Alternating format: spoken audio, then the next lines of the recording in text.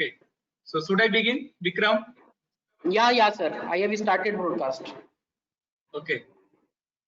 So a very good morning to all of you. Myself, Dr. Rajesh Kumar, the professor at National Institute of Securities Market. I welcome you all on this informational webinar on the topic the career option for the legal professionals in the securities market. Now, firstly, I hope that you all are safe and healthy during the crisis created by this COVID-19. Now, today, I am delighted to have you join us today. Now, along with me, now you can see on the screen the three eminent panelists. So, firstly, I would like to introduce all the three panelists. First of all, you can see that our director, sir, who is also the whole-time member of SEBI, Mr. Santosh Kumar Mohanty. The sir was an IRS officer. He had joined IRS in 1991, and he had worked as an IRS officer for a period of more than 25 years. After that, the sir had became the director of the Forward Market Commission, and after that, the sir had joined Securities and Exchange Board of India as member. And currently, sir sees most of the department. So, sir has all the type of experiences. All the type of experiences here I mean, sir had worked as the tax collector. Sir has also worked as the member of the director of the Forward Market Commission. And currently, sir is working in the Securities and Exchange Board of India. So, I welcome you, sir, on this panel. I also have, you can see the second panelist, Mr. Sandeep Parekh. Sir is the managing partner and founder of the law firm FinSec Law Advisor. Sir has also been a SEBI officer, executive director at Securities and Exchange Board of India. And he has done his LLB from Delhi University Campus Law Center. He has done his LLM from Georgetown University, US. He can do the practice in India, and he can also do the practice in US. And sir is has a very good legal experience of more than 14-15 years, and currently his firm is among one of the best law firms of India in the field of the securities market. So, and sir has also been an author of the book, the very famous book, those who are from the security law, the insider trading, market manipulation. And what is more important for us, that sir is in our guiding team. From time to time, he has guided us and our all the law program, whether it is postgraduate diploma in securities law, whether it is our this LLM program. Sir has gone through each and every topic, each and every content, and he has given his inputs, and accordingly we have incorporated most of his inputs. So I welcome you, sir. Along with sir, now you can also see on your panel Mr. Sayantan Datta, who is the partner in Amarchand Mangaldas. Nowadays it is Sardul Amarchand Mangaldas, and he is my old friend, and he has done his LLB from Nalsar University, Hyderabad.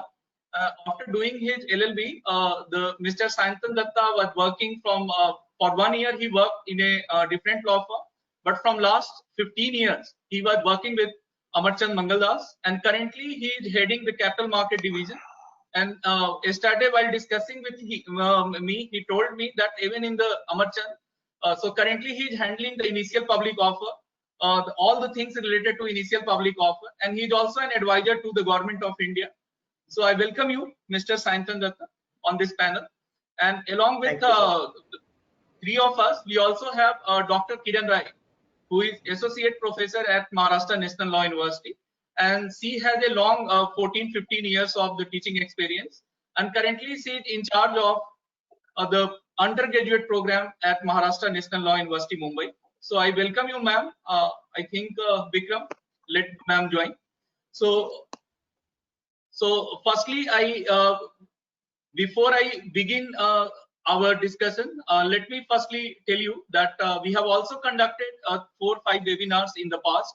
And details of all the webinars are available on the Google. You just need to go and type NISM LLM webinar.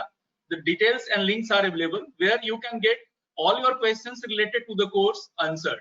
But right now, today we have, it's our honor, it's my honor, it's my pleasure that we have the distinguished panel. So you please focus on the questions related to the career aspect. That is the topic. So with this, I am beginning, And firstly, I will begin the discussion, and then in the meantime, you can ask the questions.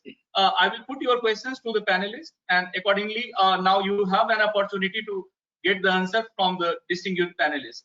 So with this, I am beginning this. So my first question with respect to our director, sir, Mr. Mohanty, sir. Sir, please let us know about NISM and the programs, general programs offered by NISM, and mainly the law programs offered by NISM. Mohanty, sir. Thank you, Dr. Rajesh. First, let me welcome and also thank the students who have shown some interest, so much interest in this particular program, and they have connected with us today just to know, and I respect their curiosity about this program. To begin with, those who may not be knowing much about NISM, this NISM was created and set up in the year 2006 after the then Finance Minister of India, who mentioned in his budget speech of financial year 2005-6 that SEBI is going to set up an institute, national level institute, for catering to the requirement need, educational need for the securities market. So the idea of having a dedicated, focused institute for securities market came from the finance ministry itself, and after that SEBI set up this institute, and the main vision of this institute is to basically enhance the professional caliber, the professional quality of the personnel, the people who are deployed in securities market, to improve the capacity, and also to continuously engage with the industry of and financial market for creation of educational wealth in this country, and to be a premier institute comparable to any other world level institute as far as a dedicated academy continuously engaged with the industry and creating a very highly qualified professional who are willing to take any role possible in this security market is concerned. Apart from that, we have this mission of creating certified professionals in this country in securities market under the mandate of SEBI. So a lot of intermediaries, thousands and thousands of them every year, they pass out with certification from NISM. And NISM has also dedicated school catering to the requirement of research in securities market. And also we have about 6 verticals in NISM, whereby we have a school called School for Securities Education. We have a school for regulatory market perspectives, and we have school for corporate governance. We have a school for financial education, and we have a school for research. So we have dedicated schools, dedicated verticals catering to the need of the security market, as we believe that we should continuously get engaged with the industry and create more and more highly skilled professionals for this market.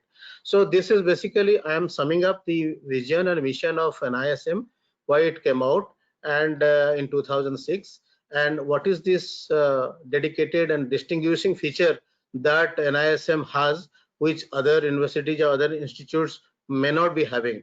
So, and for first and foremost, the importance of NISM is that it is an educational endeavor of SEBI. SEBI, as you know, is the regulator of the securities market in India. So the entire framework of capital market, the entire framework of securities law, be it Securities Contracts Regulation Act, SEBI Act, Depositories Act, and about 36, 38 odd number of regulations that you must have come across as students of LLB. All this and plus, as you all know, a bulk of provisions of contracts, companies law are also administered and implemented and executed by SEBI. That is the mandate of corporate law. So those of you who are interested in corporate law, and those of you must have come across different provisions of SEBI Act, etc., while doing your elective courses and whatever during your LLB program, you must have known that the entire operation and functioning of SEBI is nothing but governing, administering, and giving regulatory oversight of the securities law that we have seen in India. And at this juncture, we have a couple of mainstream programs in NISM. We have a PGDM program for 2 years. We have also a PGPSM program for 1 year. We have also conducted in the past with in association with Mumbai University on data sciences, quantitative finance, and now we are coming to this. This is quite apt and quite appropriate that NISM also has a program dedicated to securities law, and you people have shown interest because I assume that you people are interested in specializing in securities market and securities market related all regulations and law, and there we come to picture. And we are thankful to also MNLU that they have chosen NISM as a platform where this program can be hosted. And this is in brief I would like to share with you that NISM is aspiring to the premier institute to cater to all sorts of needs in securities market, for which we have wide network, wide connect with the industry and connect with the academics, connect with the corporate world, and connect with the legal professionals. And this is one of the most advantageous feature which I can always highlight before you. And this institute is being nurtured and also being fostered by SEBI, and that is also definitely an added plus point where you will get dedicated attention for all your requirements of knowledge that you would like to acquire as a student of this LLM program on securities law. Thank you. Sir, another concern again I request Director Sir to answer. The most of the students are concerned with the impact of the COVID-19. Now the COVID-19 has made them separated from their family, their friends, their physical movement has been restricted. So now they are unable to focus on their studies and they are worried about their health. So what kind of assurance you would like to give to the students, sir, so that they should keep their mind and body intact and they should focus on studies? Now, this is quite understandable. The students now, the kind of uncertainties we are going through, and especially Bombay is being highlighted as a hotspot about COVID. And so, but I can assure the students that this is not a typical university campus where you must have seen full of density, crowds, more than dozens of streams of education concurrently running, and the university campus is surrounded by a lot of street vending shops or whatever. This is a very exclusive campus. It is a little far away from Mumbai. And once you enter into the campus, Helen Hurty, and you remain assured that you will remain safe and you will remain healthy over there, because this is not a crowded campus, and you can always maintain your social distancing norm, I think, till the completion of your career course, because we don't have many students over there to crowd out you. And there are separate dining rooms also for the professionals who come for short duration courses. We run a lot of short duration courses. We also have conduct symposium, research programs. So there will be always a flow of professionals and visitors to the campus, but not to worry, you have nothing to do with them. Your dining room, your playground, your recreational facilities, your hostel, everything is different and secluded. And this is not a typical university campus, as I said, which is full of crowd, always that you cannot maintain a distance. You can always maintain more than adequate distance, distancing norms till the completion of the course. And it's a very safe campus, and the infrastructure is very good, and we maintain infrastructure with corporate approach, I should say, not in the typical way that educational institutions, I mean, they may be lagging here and there. We don't allow any maintenance fault to happen there. So once you enter into the campus, I can always assure as the director of the institute that you will be kept safe, Helen Hurty. There'll be no problem. So the only thing, we would like to start the course as early as possible. So once we start, we feel safe to start. And once you enter into the campus, there should not be any worry on your part. Thank you. Okay, sir. Another question I would like to again put to Mohanty sir, that what is the USP of this LLM program or the other law program offered by NISM? Yeah, certainly this is something I would like to share with the students. See, this course will be conducting in collaboration with MNLU. But this course will have a lot of mix and blending of practicalities, in the sense this course you will not only know law part, you will see securities market operations before how it works in practical reality terms, in the sense there will be continuous engagement with industry people, professionals who don't deal with law. They'll talk about the operation of the market from different segments of the securities market, be it fund houses or research analysts, or you can say from broking houses, merchant bankers. They'll continuously come and talk to you either physically or through VC mode. And apart from that, as you see, we have two eminent panelists here, and similarly we have a lot of lawyers, legal professionals who definitely, I'm sure, will be requesting them. You'll have lots and lots of them. Bombay being the the place where all the eminent law firms are there, so they'll come, and I mean even if they cannot come to the campus because of COVID situation, they'll definitely teach you through distant VC mode, and you'll always get time to interact with the people who are really dealing with securities law, who are dealing with securities market. And we have this industry-wide connect, which will make you perfect professional as far as the learning part is concerned. If you are interested, you are a sincere learner and you are a dedicated student, you have focused in this line, there will be nothing that is left out that we cannot give you any exposure. Apart from that, the best part of it is we have a smart simulation lab in the NISM, where we get almost live data from the stock exchanges, and by using those data we have dedicated faculties who will make you go through the rigors of stock market trading, both share trading, derivative trading, the strategies followed, and all the concepts that the lawyers normally take up as legal issues before the court, like front running, all these fraudulent activities, front running, yeah, was trades, synchronized trades, insider trading. You will be demonstrated how it happens through that smart simulation lab. So your concepts will be absolutely clear by the time you are ready to take the plunge in security market. So these are the basic features which definitely I would believe that we stand apart from other institutes as far as imparting this LLM program is concerned. Thank you, sir. Thank you for your very nicely. You have nicely answered the query raised by the students. Now we have with us, as I informed in the beginning, a very eminent panelist, Mr. Sandeep Parekh, who is also connected with the many universities, many students through the various events. Sir has been the visiting professor at IIM Ahmedabad and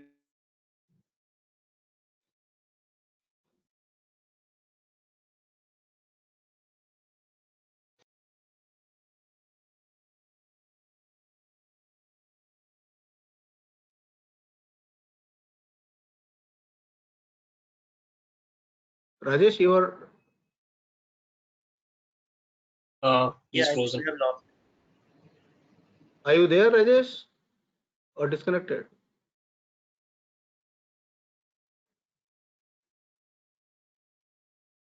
Vikram?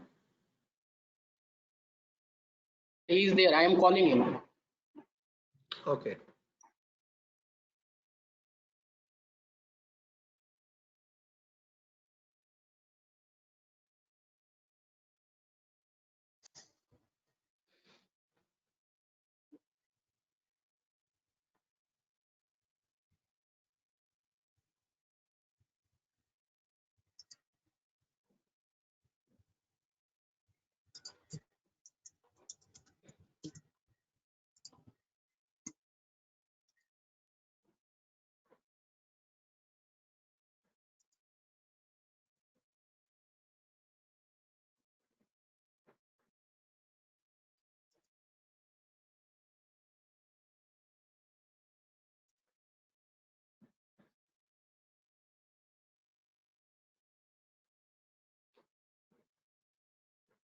Shandip ji, I think meanwhile you can address the students, whatever you would like to share with them. Sure. So while we wait, thank you so much, Mr. Mohanty. and I'm just here to mainly answer your queries, but I'll give a 2-minute overview of as a lawyer how I see the securities market having developed over the past 20 years. And as Mr. Rajesh said, that SEBI has very distinct set of powers in terms of rolling into one organization legislative, executive, and judicial powers.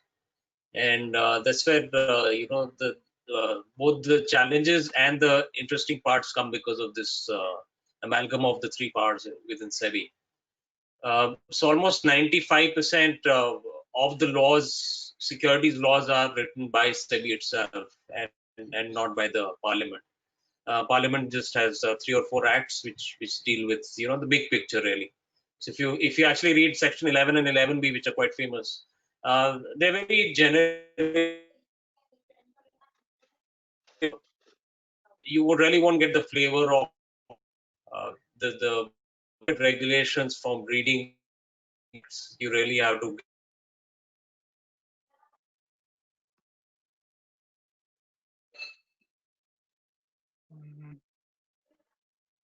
Vikram, Problem there. voice is not heard, I think. Do we have network issue? I think, sir, Sandeep sir has some network issue.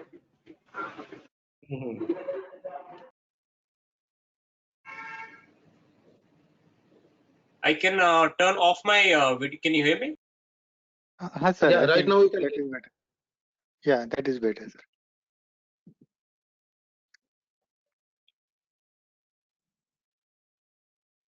No, not. Am I on?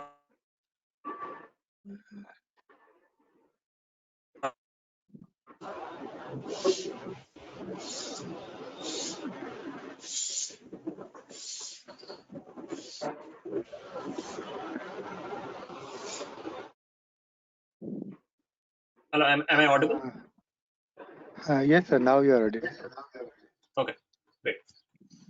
So I was just mentioning that almost all the detail of securities regulation sits in the regulations and circulars drafted by SEBI itself. Which also, I think the good part about securities law is they're based on equity and fairness. So they're not very difficult to kind of grasp at its essential. At the roots, it's just fairness and equity. There is a lot of detail, of course. So I don't think it's obvious to everybody, who's acquiring 1.5% of a listed company that they need to make certain disclosures. So I think there is a lot of detail which also has to be acquired, and you can't just rely simply on fairness and equity.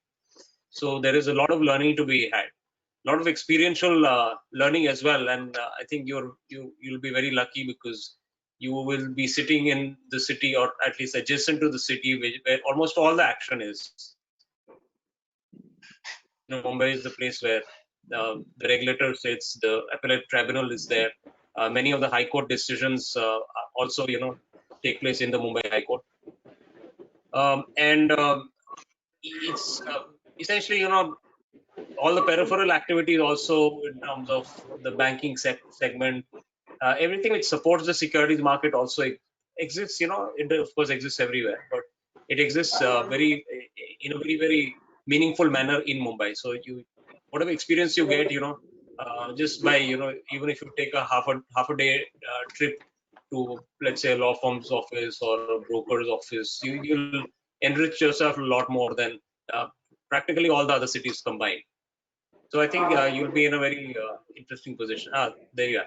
So Dr. Kumar, you want to kind of start off? I was just giving a little introduction of the securities market regulation. Yes. But Yeah. back to you. Yes, sir. Sorry for the interruption. Some technical glitch. Okay, sir, you are heading a law firm, and that is one of the prominent law firms. I have listed to your place. So, what message would you like to give to the students? What they are required to do to join a law firm like FinSec Law Advisor, or even let us say the merchant? Sandeep sir. Yeah, thank you. I mean, I was just addressing that point itself in an indirect manner, that securities law is basically based on equity and fairness, so it's not so difficult to pick up. But at the same time, everything is not very obvious, so you do need to study a bit. I think if your students, and I envy students in all educational institutions, because the kind of depth of study that you can do, I as a working professional, or any working professional never has that kind of depth. So, for instance, if you want to do a paper on takeover regulations, at the end of 3 months or 6 months, you'll probably know more about takeover regulations than I will. So it's you can spend a lot of time, lot of intense time studying. So I would want you to kind of spend a lot of time sitting on campus and studying, because you have another 50 years outside of campus, and you don't be in a great hurry to get all the experience. There's plenty of time to get experience. You have the rest of your lives.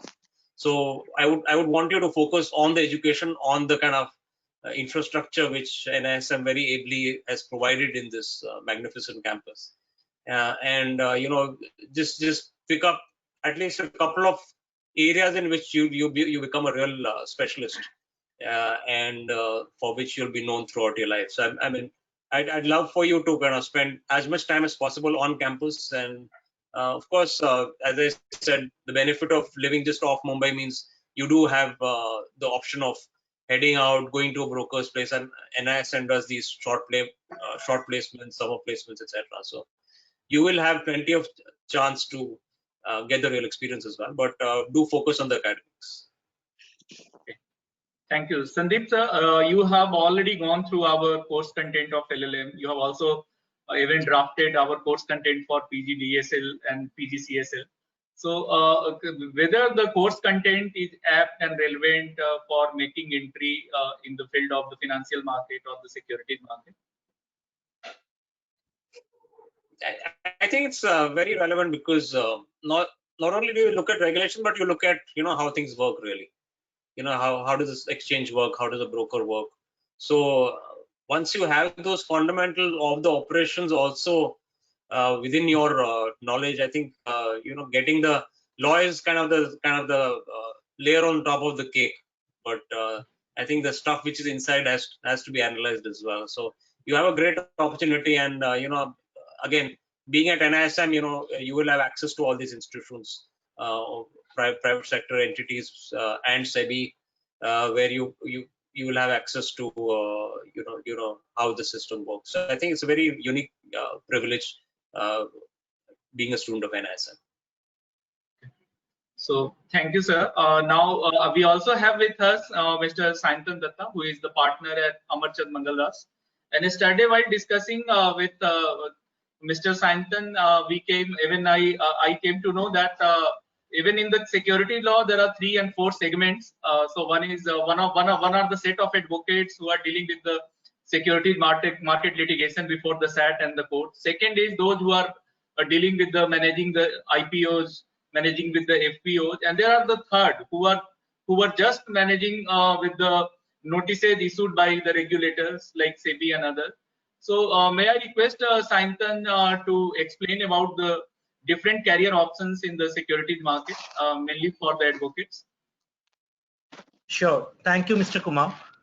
Actually, what I'm going to add to what Mr. Parekh just talked about, try and make yourself a specialized one in 1 or 2 subjects.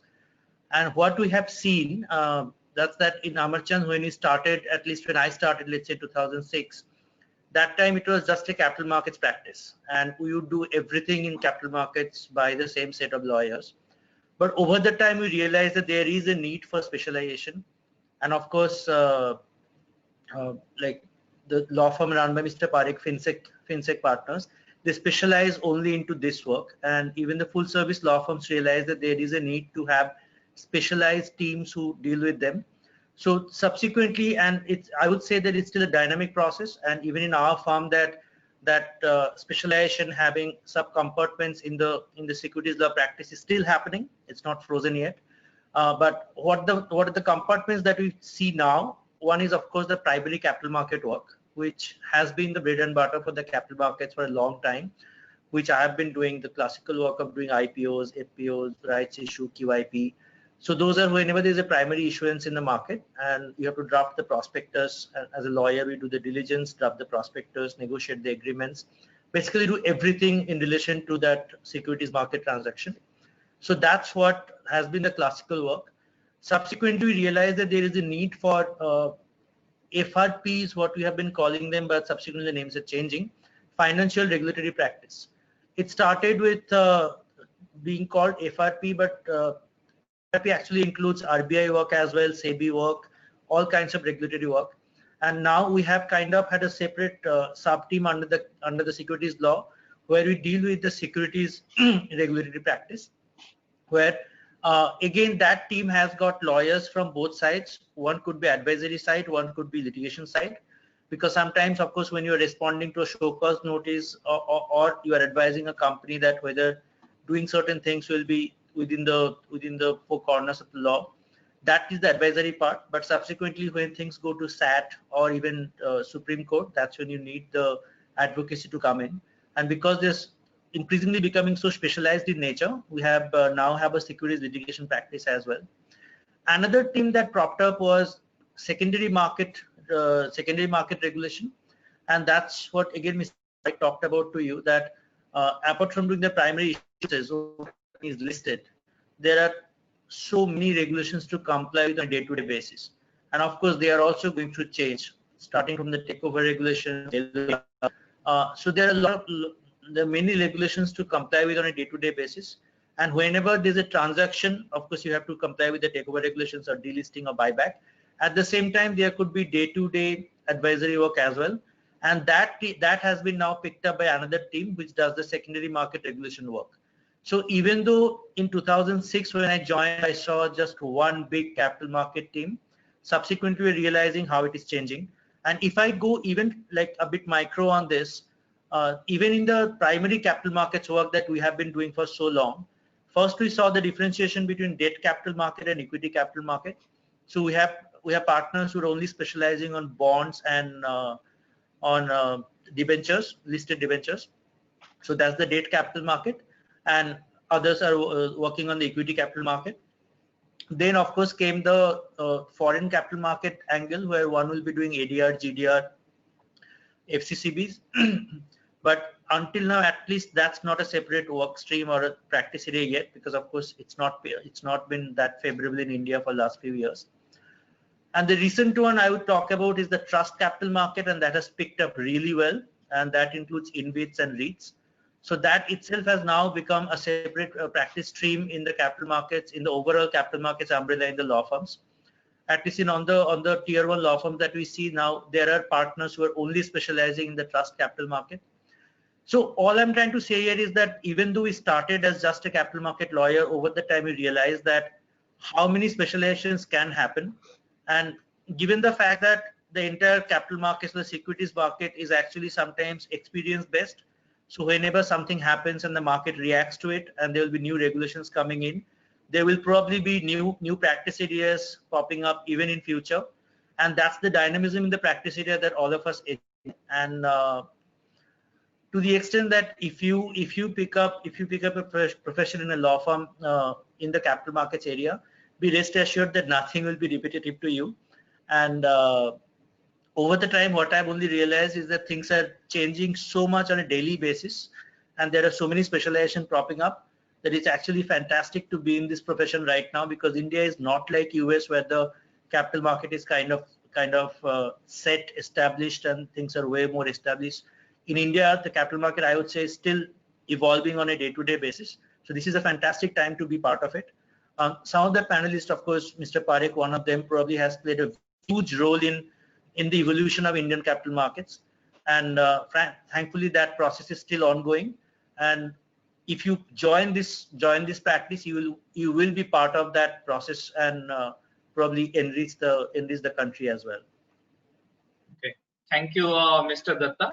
Now, my second question to you is, like, previously we were having BA LLB course, BBA LLB course, BCom LLB course, and LLM in corporate law. Now, like, we have came with the LLM in investment and the security law. How do you see the scope of this LLM in investment and securities laws in the terms of the law firms, because the law firms require specialized advocates.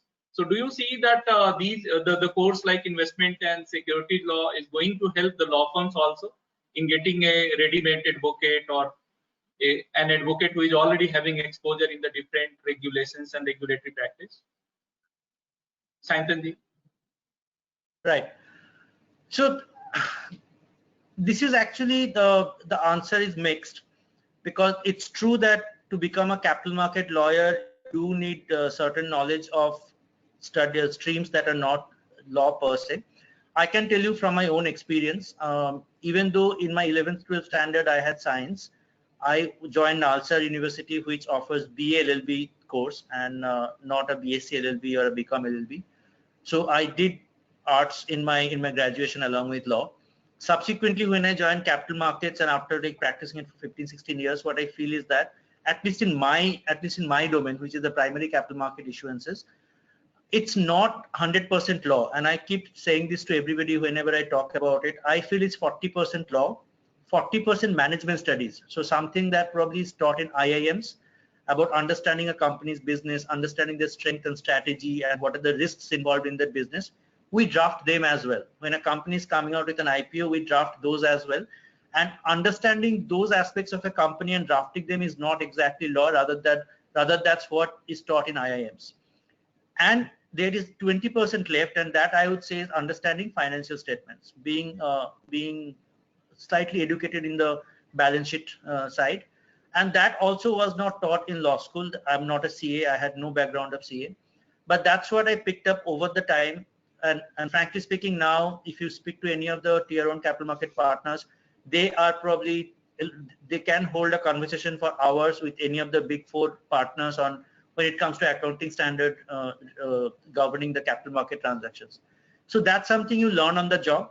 But having something like NISM is of course a huge advantage for any of the students, because something that we had to learn on the job, and initially I had no idea. The moment somebody will mention the word capex, and I'll be completely lost. What is capex? I have no idea. Then you start doing Google in the middle of the meeting and trying to understand what is capex. So that kind of things will not be your case. You will start at a much advantageous position. So if you do have whatever exposure you have, like it doesn't need to be that you should know everything about securities market. Whatever little exposure you have, that will probably help you to understand this process even better.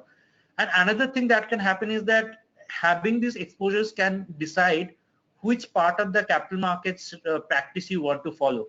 As I told you that there are different ones, and I even have examples where people, after becoming capital market lawyer in a law firm for some time, went on to become a journalist, and they are primarily reporting on the capital market transactions. So anything is a possibility for you. But having these exposures probably can help you decide at the early stage that what is that you want to do, instead of going through a trial and error method and wasting some of your years and then deciding what you want to do. So from that perspective, NISM is fantastic. And having a BSc LLB or a BA LLB or a BCom LLB, it helps you to a certain extent. And I can tell you from a law firm perspective, like we have an IPR practice area, intellectual property rights, and in that we have patents. Now, patents are something which is so specialized that you need certain understanding of technology and science to be a good patents lawyer. So what we have seen is that generally people who have done a BSc LLB, they are the ones who are doing it better in the patent practice. So sometimes it can help, but I wouldn't say that that's a must to really excel. As I told you that I have no commerce or accountancy experience, but doing capital markets law for 16 years, you definitely pick up certain understanding of accountancy and financial statements to be able to survive this. Okay. So thank you, Mr. Datta. And now before I come to Kiran ma'am, I just have a connected question from our director, sir, Mohanty sir. Sir, most of the students are worried that they have done their BA LLB course, and where they have studied political science, or let us say history or sociology. So even they have not studied economics. And even in their LLB, they have just studied one paper of corporate law. And as Mr. Datta had said that for certain financial statements, certain valuations, certain concept of accounts, certain concept of the terminal, the certain terms used in the this security law. So they are like these terminologies are quite new to them. So what advice do you like to give, sir, to them? And they want to take this course on investment and securities law. Sir, unmute. Sir, unmute. Unmute yourself. Mohanty, sir, unmute.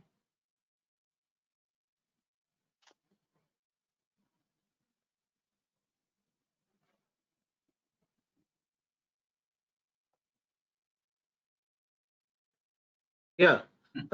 Yes. I fully endorse what Mr. Datta just now told about it. Definitely having some academic background, let's say in commerce, finance, in whatever way, may help initially those students who know those terminology, those jargons and all that. But eventually, this is our program is a LLM program. So whatever they haven't understood, they will understand here before they again join some law firm or any other establishment as a practitioner of securities law.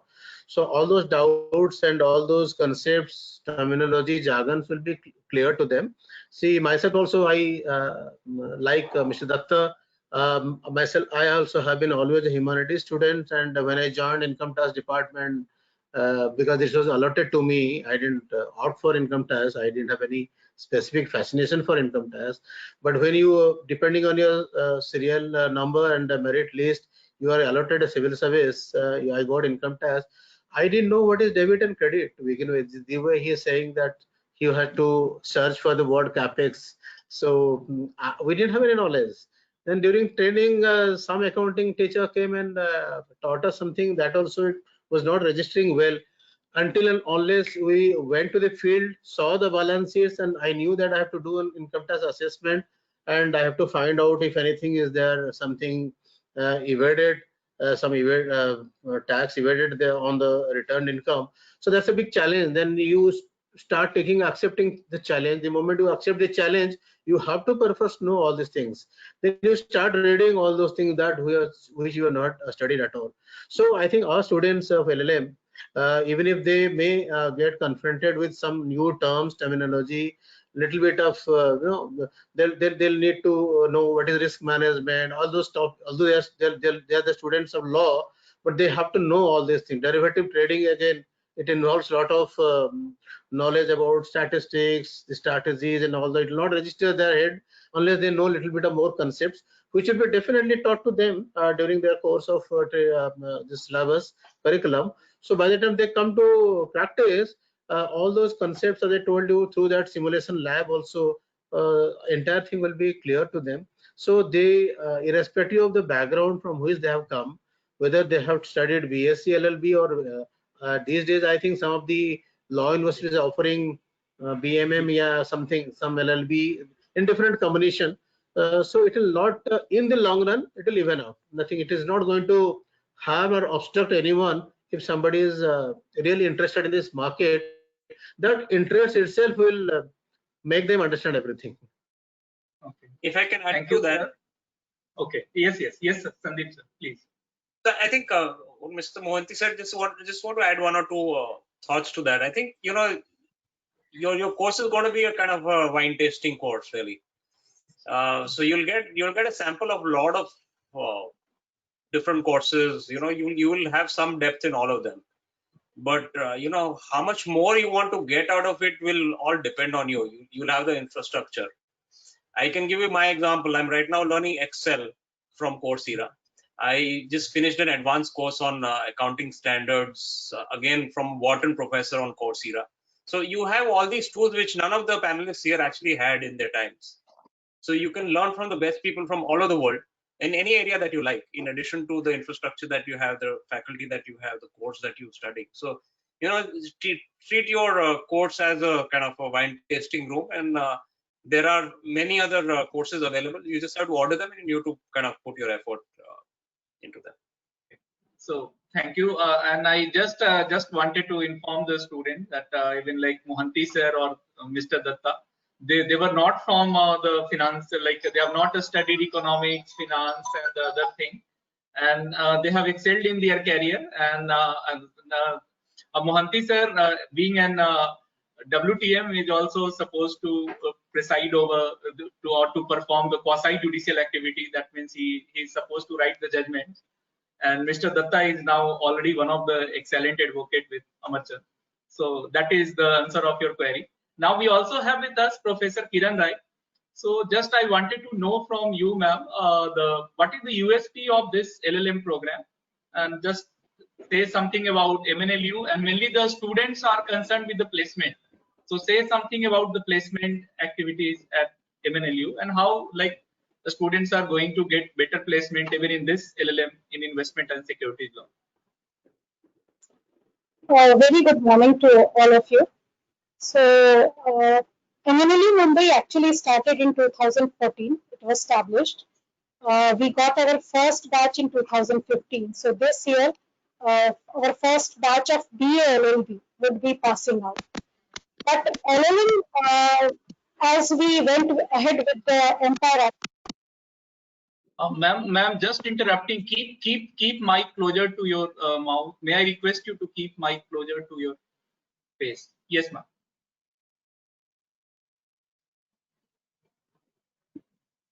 Yes. Unmute. But now voice is not coming. Some technical. yes. Yes. Am Yes. I okay. Yes. So we started with basics. Our first batch of LLM, which we took in 2015, was totally with the objective of the course that we wanted to make teachers. But in that 1 year course, we found that students are not so interested to go into teaching job. Like 20 to 30% would be interested post LLM to take up the teaching profession. But most of them, they came here to upgrade their CV. So normally what happens, MLUs, they have a better track record of placement for 5 years. But unfortunately, private colleges who are remotely placed, the students who do not get better internship opportunity and in the search of brand name, they give CLAT, and then through CLAT they try to come to MLUs to get the tag, and then they look for the placement opportunity. So from teaching LLM program, we shifted to corporate law LLM specialization in the year 2017.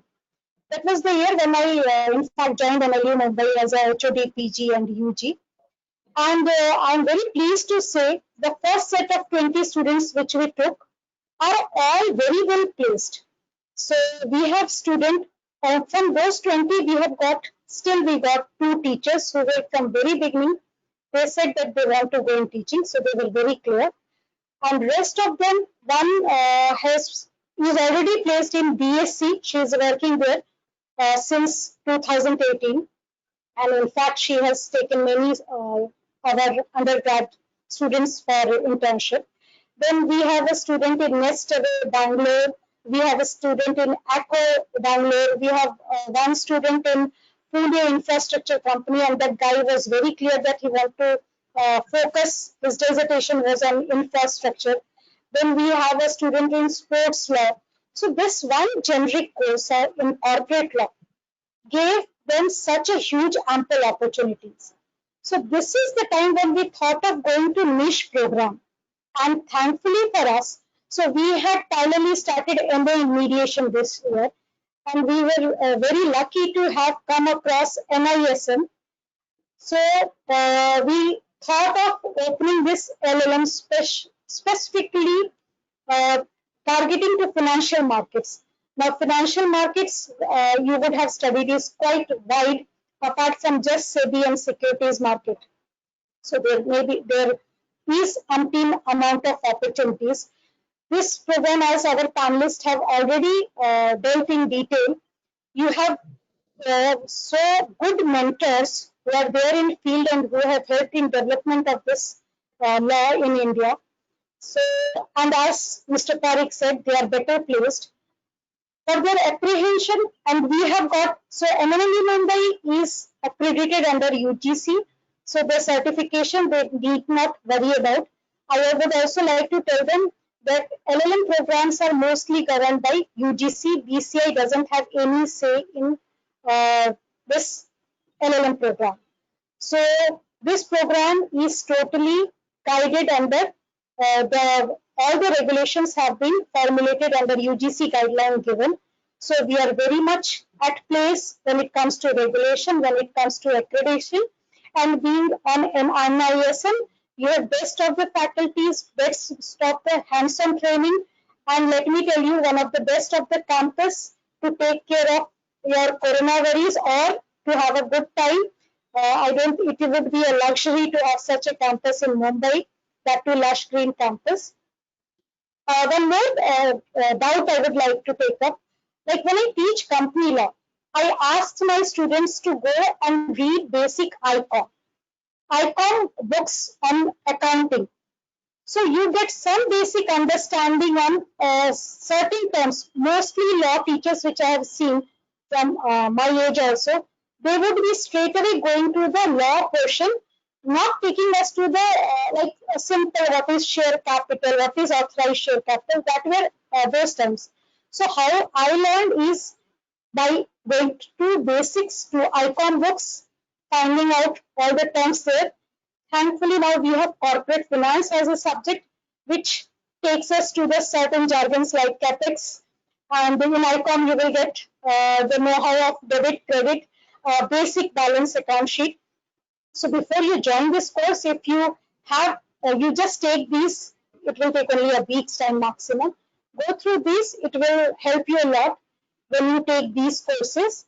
And I think you would now, after this webinar, would be very much assured that NISM has technology, which they have showed through this webinar, that they are very comfortable in taking online classes, as well as they have industry backing for placement and hands-on training. So you're bang on there. So feel lucky if you're there. And as Mr. Tariq said earlier, utilize maximum of your time on campus and with these experts rather than going away, because this is 1 year totally specialized course. Make maximum use of it, and you will have ample job opportunity. Need not worry about that. When our students with just a generic corporate law element can get such a good job, I think sky is limit for you. Thank you. Okay, thank you, ma'am. Now I'm getting many questions from the students. Now, what most of the questions they want to ask from the two advocates panelists, that what are the skills required to be a capital market advocate, and what are the whether the knowledge of the securities law, knowledge of the financial market laws are important, or whether the other skills like personality, like communication skills.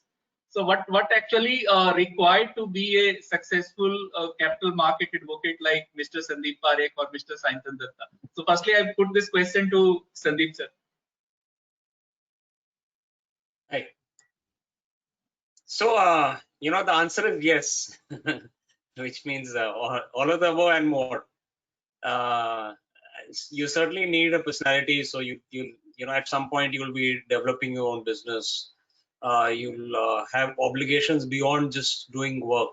So I think having a well-rounded personality is important for sure. But let me just add to what Sayantan was saying earlier in terms of the kind of fields which you can choose within the security space. One is the regulatory practice that we do, for example, which is a mix of opinions, complex advice, and disputes in before SEBI and SAT. And there's a lot. The larger firms do a lot of the transactional work, which is doing deals, doing IPOs, etc. So this kind of covered, and then within that, of course, Anthony's already discussed debt markets, capital market, equity markets, etc. So you'll have a choice of one or more of these really when you work in a firm. So if you want to specialize in something which you haven't yet decided, you'll probably kind of be a better fit into a larger firm like Sayantan's, where you can choose between regulatory practice and IPO kind of work, transactional work. If you're very sure that you only want to do X type of work, then you should of course choose firm like ours, or of course their firm also does stuff. So you'll have a sense of what you want to do. You might even want to go in house. You might want to work for the stock exchange And I speak for Mr. Mohanty here by saying that you should also consider working for SEBI. It's a fantastic experience. And work with them for even, you don't have to spend your whole life there. Work for 3 years, 5 years. You will give a lot to SEBI, and SEBI will also, they'll see you as ambassadors throughout your lives. So look at various, you'll have hundreds of options sitting where you are. And I would urge you to kind of, as I said, not just do a wine tasting of the courses, but also do a wine tasting of the career options that you have in front of you. There are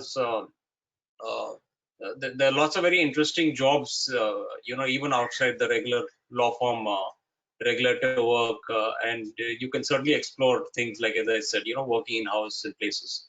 Again, working in house can also mean working in international hedge funds and private equity funds, which actually have so many of them have very sizable teams of lawyers between 5 and 10 people. And then again, you can move abroad. You can do a lot of different things compared to what boring people like Sayantan and I do. So as I said, the smorgasbord of choices is very, very vast. You can look at a lot of options. You can try a lot of options. That's the lucky bit. Somebody in your position, that you can try 6 or 7 different things through your internships and see what interests you the most. Because ultimately, if you're spending 12 hours, 16 hours a day doing something, unless you enjoy it, you won't be good at it, and that I can assure you. Thank you, Mr. Pare. Now I'm putting the same question to Mr. Sayantan Datta, but I'm just adding one thing which is again asked by 3 and 4 students. Firstly, they asked what are the skills required to be a successful securities market advocate, and secondly, they are asking what quality the law firm like Amarchand sees at the time of the recruitment. Thank you for that one. The answer was pretty much what Mr. Parekh gave, and the last sentence he spoke that if you have to be interested to put in 15-16 hours a day in this practice area. So I would actually harp on that the most, and that's been my experience in this firm. Because of course we do recruit a lot of people every year, and a lot of people do join us in the capital markets practice. But fortunately, unfortunately, 60% of them don't survive beyond 5 years, and there's a reason behind it. Because capital market practice, and probably I'm going to be talking a few risk factors about this practice right now. Unlike, let's say, general corporate or M&A practice area, we hardly work on hourly basis. We work on lump sum payment basis. So clearly what happens is that we tend to take longer hours, longer working hours. However, the payment is not commensurate compared to an M&A lawyer or a general corporate lawyer. But then there are other aspects of capital market lawyer which probably compensate for this.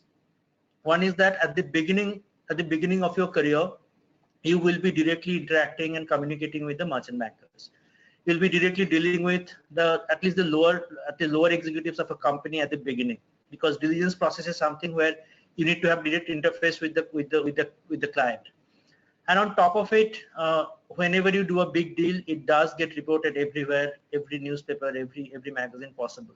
So there is this glamorous side of practice of this practice area. At the same time, there are the not so glamorous side where it's actually a more labor intensive practice area where you tend to put in longer hours compared to other practice areas. So for me, I think whenever we are recruiting persons for capital market, and we try to have them at least intern with us twice to gauge their interest, the primary point for us is that you have to be interested in capital markets. If you are not in love with this profession, there is nothing that can actually sustain you for such a long career where you are putting in such long hours almost on a regular basis. So that's something that's what we look for. It's not, as Mr. Mohanty said some time ago, that it really doesn't matter whether you have prior knowledge of accountancy, whether you have prior knowledge of commerce. If you have them, that's fantastic. That will probably help you more than it will help me. Because if you have those knowledge and then you are experiencing capital market, you can probably decide yourself that whether you like this enough to do this for rest of your life or not. So that's probably helpful to you. But from my perspective, I know for sure that you will learn this over the time. You will learn this over the course of practice. just by attending certain meetings where you will see your senior speaking to a client or dealing with or negotiating against a merchant banker, you will know that what are the things that should matter, what are the things that shouldn't matter. So interest and the love for the practice area is, I would say, the primary thing that you'll need. And rest of the things that you talked about, having a personality and everything that Mr. Parekh has already covered, that of course you need to have all of them. Because as he said that at some point of time, the expectation is that you will bring business to the firm. So as a partner, you need to have a well-rounded personality. You should be able to speak to people and be more social. But those are soft skills that we can talk about later, because there you are actually moving from being a lawyer to more of a manager. And that's something we keep having a lot of symposiums on, where at least to the people that are about to become partners, but that's for a separate session altogether.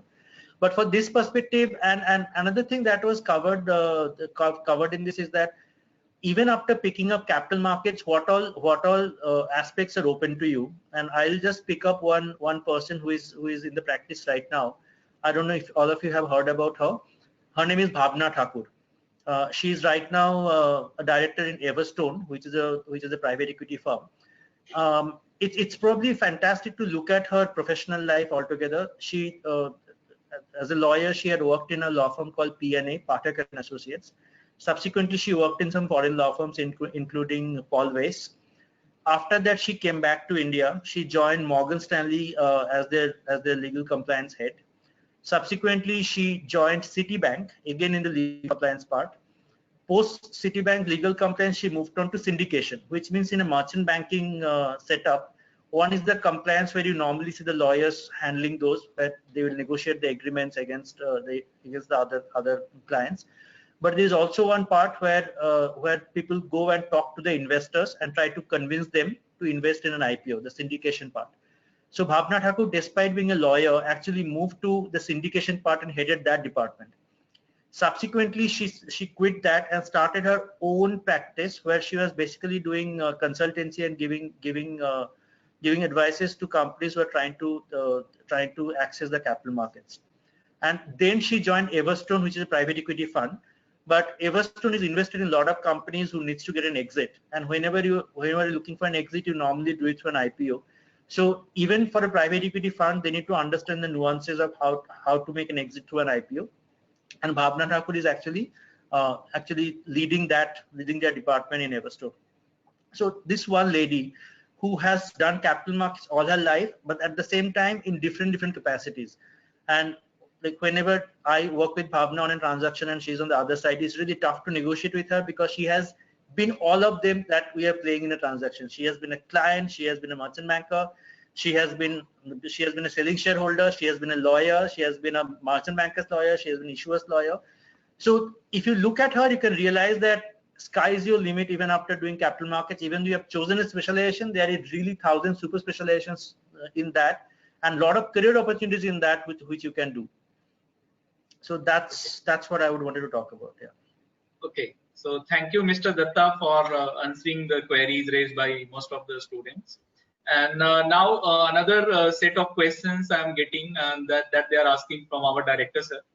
The question is that how the COVID-19 is going to impact our Indian financial market, and not the market, but the job prospect for the new professionals in the Indian financial market. That is the question, sir. Yeah, this is certainly a big question for which I think all the economists and financial experts of the country and world, rather I would say, they're struggling to find a concrete answer as to what will happen post-COVID, what will happen now, what will happen in Q1, Q2, or Q3 of this 2021 financial year. Nobody has any certain answer. Every day the GDP figures are being revised downward, of course, and every day the predictions about which sector is going to suffer the most, which sector is going to have a little bit of prospect, and what is that we can do, we cannot do. So this is a question that everybody is now confronted with, economists, financial experts, and most importantly, this is a health issue. So definitely health issue all depends on the solution of this health crisis. So the moment the health crisis is solved, maybe the economic part and the economic development will look up. So therefore, since one of the rarest kind of the occasion where economic development and financial progress is now so much of dependent on this health crisis, so there is hardly any answer coming out from anybody who can really say that this is the timeline within which Indian economy will look up. Yeah, the global economy will look up. Yeah, this sector, which is now, for example, the aviation sector, yeah, tourism, travel, yeah, whatever, hotel business, restaurant business, which is completely down, when they are going to take time to look up and start progressing. Nobody has an answer for sure right now. The only thing I would say that from the perspective of post-COVID job market, employability and all, definitely in the manufacturing segment and in production center segment, and as far as the in consumer part, because there is a likelihood of that there'll be less production and less demand also. So therefore, this kind of situation that we are going to face, you can call it recession. Sometimes people are talking about stagflation, and so many other words are being used to describe this post-COVID. Yeah, right now also middle of COVID, whatever economic situation we are facing. But definitely, job market employment opportunity is going to suffer the most. Uh, I think, irrespective of all that, I can always say with little bit of positivity that the service sector, especially financial sector and this capital market sector segment, they are going to be on track. See, you must have seen in COVID time also, we have kept everything open. We are not a single day that we have allowed the stock market to suffer or not to function, and the liquidity is continuously being utilized by the market participants from the fact that the stock market is open. And therefore this service sector, especially the financial market and securities market, they will be always continuing functioning more or less in normal fashion. Obviously there will be less requirement for intern. For example, as Mr. Datta says, there will be, if there is less number of IPOs coming out, obviously he may not require so many professionals to join his IPO team as he used to require a couple of years ago, yeah, last year. So there will be little less requirement of professionals in some of the law firms, some of the financial establishment institutions. But nevertheless, the financial service and securities market service is one of the segments that is not going to be affected so much.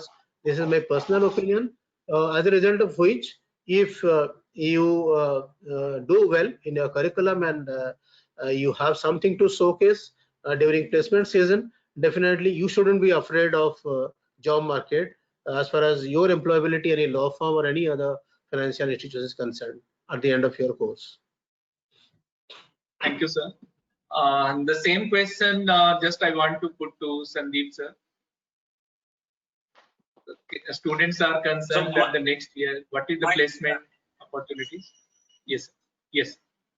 So I'm actually pretty optimistic, and I think that in the short term, yes, there will be some pain. There will be a lot of pain for a lot of segments, for instance, hospitality, aviation, markets. If you've been noticing, there have been sizable activities going on globally, not just in India, not just geo, but lots of equity capital is being raised in these tough times. So there is work in that, and as I mentioned, that's only one of the 20 job options that you have really. IPO work is not the only job option there. Regulatory work is going on. Dispute work is down for sure. So a lot of it is very differently impacted. For the first time in 75 years, I think disputes practice has been severely impacted. I think even in deep recessions, people have litigated. So it's been a very unusual time. But having said that, I think historically, statistically speaking, epidemics and war have always resulted in very, very sharp recovery. And you're already seeing that in the stock markets, which is an expectation that people believe things will be back to normal way before the economic signs actually pick up signs of recovery. So I think everybody's expecting a very, very quick recovery. Ultimately it will depend on when the vaccine comes out for some segments. But for many other segments, I think people will adapt. People will, what is lost in terms of hospitality may be made up in terms of healthcare. So business will be there. Business will run. My guess is it's going to be a sharp recovery, even if the vaccine comes after 1 year. And finally, as I said, you don't have just one job in front of you. You have 15 or 20 different types of jobs. The stock exchange is not shut down, as Mr. Monti said. They are looking at the same number of people they were looking at last year. So lots of these jobs do exist, and they will continue to exist. Some of them maybe even more. Thank you, sir. And just I want to inform you that our course is related to the investment and securities law, and investment also includes recovery. Investment also include the practice in the competition. Investment also include the practice in the field of banking dispute. So those areas are also there. Now, but I again put the same question to Mr. Sayantan Datta. How do you see that the Amarchand is going to recruit the new advocates next year? Right. Thank you. So, frankly speaking, recession is another thing that we are kind of used to now. Capital market practice area that way is cyclical. There will be times when the markets are up and it's boom time, and there will be a lot of transactions happening. At the same time, when the markets are down, let's say the subprime crisis of 2009, or right now it's instrumented by the COVID 2019. Markets do go down, but what we have experienced is that and this is something which is our lesson of the learning from 2009 subprime crisis, and which we believe that we are trying to employ at least more efficiently this time. There are instruments, or there are transactions that can actually do very well in a down market. So of course, as Mr. Mohanty said, the IPOs are not happening that much because the valuations have gone down. At the same time, there is rights issues, there are delisting, there are buyback. Those are the flavor of the season right now, because those can pick up really well. And if you see that there are quite a few rights issues happening right now, and for that you need to understand the structure of a deal, because in a rights issue, what has been the tradition in India is that the promoters try to underwrite it. So if there is any less demand, the promoters pick up that shares. So promoters can actually pick up the share of the company at a really low value right now, because rights issue is a freely price and the trading price is very low. So it actually gives a good opportunity to the promoters to consolidate their shareholding at a low valuation, and they love doing it. So we learned it in 2009 when we realized that rights issues are really picking up in the recession that followed the subprime crisis, and you see the same trend right now. So the moment markets went down, we moved to rights issues, and we must talk about the government of India and SEBI here right now, because everybody understood that rights issue is the way of life. And if you see the number of amendments SEBI has come out with on the rights issue is fantastic. Since January 2020, SEBI has come out with at least 4 or 5 big amendments in rights issue, including the last 2 in May and June. They have made the process so rationalized and so easy for everybody, and there have been specific periodic exemptions. So if you are going to do a rights issue before July 31st, you don't have to print your application forms in physical format and send out to each of your investors, each of your shareholders, which of course was impossible because even the postal departments are shut. So SEBI came out with the thing that you can actually send out those forms through email, and you don't have to print them at all.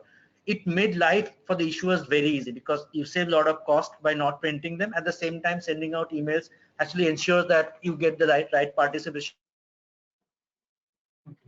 So thank you, Mr. Datta. And I think you have nicely answered the question. And what again many students are asking, I just want to inform you that we have already conducted the previous 3-4 webinars on the different topics related to the course, what you should need, what you are supposed to study for your entrance preparation and everything. You can just type NISM LLM webinar and you will get the detail. It is already, videos are uploaded on the YouTube and it is available. Just go and Google and type NISM LLM, you will get all those details. So now we have the limitation of the time. So as a last, I'm just asking some of your questions to our director. Now they have asked what message sir would like to give to the student, what they are required after they join the NISM campus. What are your expectations at the terms of in the terms of the director of the institute from the students? So they have asked this question from directors. Sir. No, I'm glad that Mr. Parekh and Mr. Datta also, they covered up. I mean, they also highlighted the bright side of this particular market. I mean, see, I mean, even if there is less number of IPOs, one part if it's down, the other part is looks up like there will be a lot of rights issues. SEBI has introduced fast track rights issue system, and there will be a lot of delisting. There may be a lot of buyback and all that. So what I would like to tell the students after hearing both of them is that even if during crisis time one part of one segment of security market gets slowed down or something, the other part looks up. I mean, somewhere or other, the promoters, the merchant bankers, and especially the promoters, in the interest of the shareholders and investors, they want to take more, pull more and more money. So there'll be some way out for them to ensure that the security market, capital market is always live, full of action. So the moment capital market is live and full of action, full of activities, so there will be no dearth of demand for good professionals. So certainly that is a big, I mean, sort of statement of assurance, I would say, from both of them, that this, and Mr. Parekh also is very optimistic about the recovery of this economy, and he's being on the other side of the market, watching it perfectly, sitting in the market itself.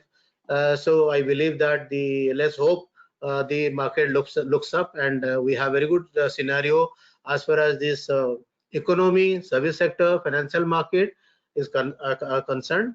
And so also by the time the students pass out from the LLM course, they'll come out with a lot of hope and a lot of good opportunities before them. So my advice to the students is there, as Mr. Datta and Parekh pointed out, they should be very sure about themselves first, whether they want to take up this as a career, because this is a very dedicated line and focused area where they would like to professionalize themselves. They want to be professionals, and if they are self-motivated and focused, then there will be no obstruction, because today or tomorrow in the long run, they'll definitely, all those soft skills they can acquire and they can become very good professionals. And as Mr. Datta highlighted the career path of one particular professional, so there is no limit that you get stuck to only a law firm. You can really do whatever you want to do. So therefore my advice to them, just come and enjoy the campus and take advantage of each and every benefit facilities that we have, and be attentive, concentrate in your studies, as well as try to observe as much as possible from the outer world, because being in Mumbai will give you a lot of advantages to interact with the industry, interact with the institutions, and visit SEBI, visit MIs, a lot of market infrastructure institutions, talk to professionals, and observe as much as possible, so that you'll become really a good professional with all your concepts clear, and you so that I think that should be the way. So basically, come, learn, focus, and concentrate, and just tell us what you need. We'll be there to provide you. That will be my last advice to them. So thank you, sir. Now I already informed in the beginning there is a limitation of time, and I am really, some of you have raised that your friends could not join due to the limitation of number and due to the prior registration. So next time we will make them join, and all the questions related to your course or query entrance examination, myself, Professor Kiran and Professor Anil, that we are going to conduct a separate webinar for it, and we are going to answer there that what you should read for the interview and what subject, what topic, that we will conduct a separate webinar. So with this, firstly, before ending the webinar, I thank all the panelists. Firstly, I must thank Mr. Saintan Datta for sparing his valuable time, for spending his valuable time with us, and also his firm, Amarchand, Sardul Amarchand, Mangaldas and Frog.